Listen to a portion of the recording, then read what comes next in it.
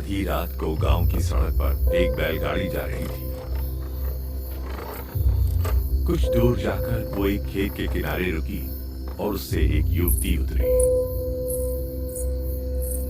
तभी उसे बैलगाड़ी के चलने की आवाज आई। चालक गाड़ी। वो लोग उसे बिना लिए ही वहां से चल चुके थे।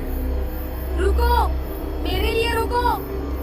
उसने सुनसान सड़क से हटकर खेत के पास खड़े रहना उचित समझा। तभी उसने पास से आ रहे कुछ लोगों के बात करने की आवाजें सुनी। दो लोग मिलकर एक आदमी को बुरी तरह पीट रहे थे। देखते ही देखते उन लोगों ने उसको बड़ी बेरहमी से मार डाला। अनजाने में उसने कुछ ऐसा देख लिया था जो उसे नहीं देखना चाहिए था। कुछ समय बाद दिसंबर का सर्द महीना था। काली अंधेरी रात के आगोश में धीरे धीरे हवा की लहरें आ रही थी। उस दिन हरिलाल अपने घर से दूर खेत में खटिया पर सोने की कोशिश कर रहा था। न जाने क्यों इस साल भी फसल यूं ही बर्बाद हो गई। इतना जतन किया फिर भी बिना किसी वजह फसल खराब हो गई। अगर यूं ही चलता रहा तो मैं बर्बाद हो जाऊंगा। अचानक खेत में बंधे हुए बैल जोर जोर से पैर पटक कर रंभाने लगे। अरे इन्हें क्या हुआ? अरे इन्हें कहीं सर्दी तो नहीं लग रही?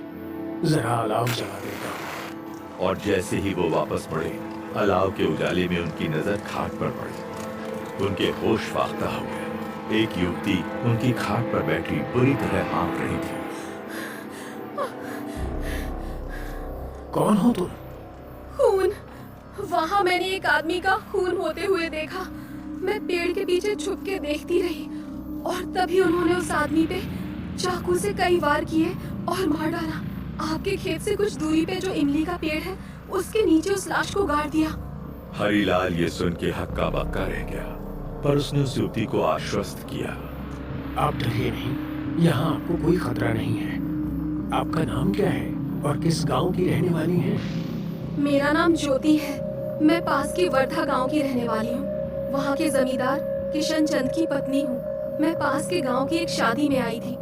रास्ते में गाड़ी रुकवा के मैं लघु शंका को गई, पर वापस आके देखा कि वो मुझे छोड़ के ही चले गए हैं। पर वो लोग कौन थे?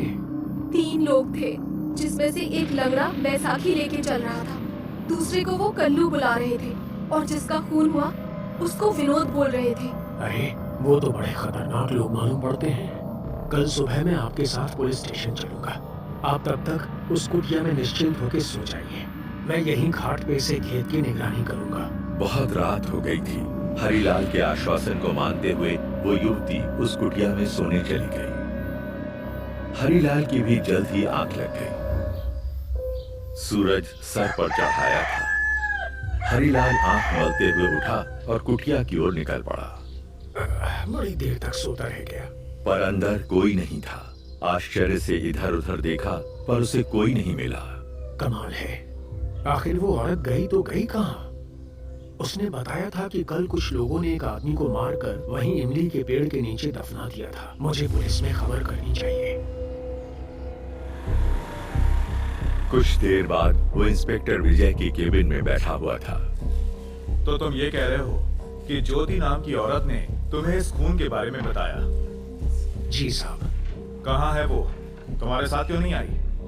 मुझे नहीं पता साहब। सुबह जब मैं अपनी कुटिया में गया तो वो वहाँ से जा चुकी थी। ये कोई कहानी तो नहीं है जो तुम मुझे सुना रहे हो हरिलाल? हमारा वक्त बर्बाद किया तो परिणाम अच्छा नहीं होगा। हुजूर, मैं ठहरा गरीब सीधा साधा किसान, भला मैं ऐसी जरूरत क्यों करूंगा? उस औरत ने बताया था कि मेरे खेत से कुछ दूर जो इमली का पेड़ है वहीं लाश को दफनाया गया है। यही बताने में चला आया। अगर तुम्हारी बात सच है तो तुम बच जाओगे, वरना मैं तुम्हें जेल में डाल दूंगा।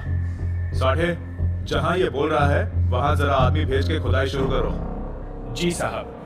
हरिलाल की बताई हुई जगह पर साठे और अन्य पुलिसकर्मियों ने खुदाई का काम चालू करवाया। पता नहीं कहाँ से ये हरिलाल सुबह सुबह आ ढूंढा। मुझे तो लगता है ये सब इसकी मनगढ़ंत कहानी है। काफी वक्त बीत जाने के बाद भी कुछ हाथ नहीं लगा। मेरा शक सही निकला। ये हरिलाल बस पट्टी पढ़ा रहा था, कोई खून नहीं हुआ है। तभी एक मजदूर चिल्लाया, साहब ये देखिए, खुदाई में जो निकला था उसे देख के सभी अचंभित रह गए। गड्ढे में एक मानव कंकाल पड़ा हुआ था।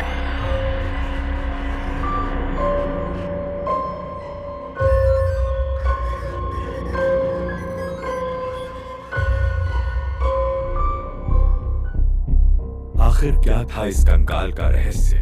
वो लड़की कौन थी और वो कहां गायब हो गई? कहानी जारी रहेगी।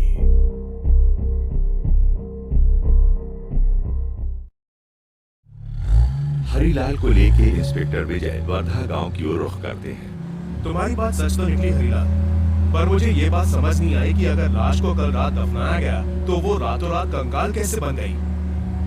हुजूर, मैंने उस लड़की से जो कुछ भी सुना सब आपको बता दिया। अब इस कंकाल का राज तो वो लड़की ही जानती होगी।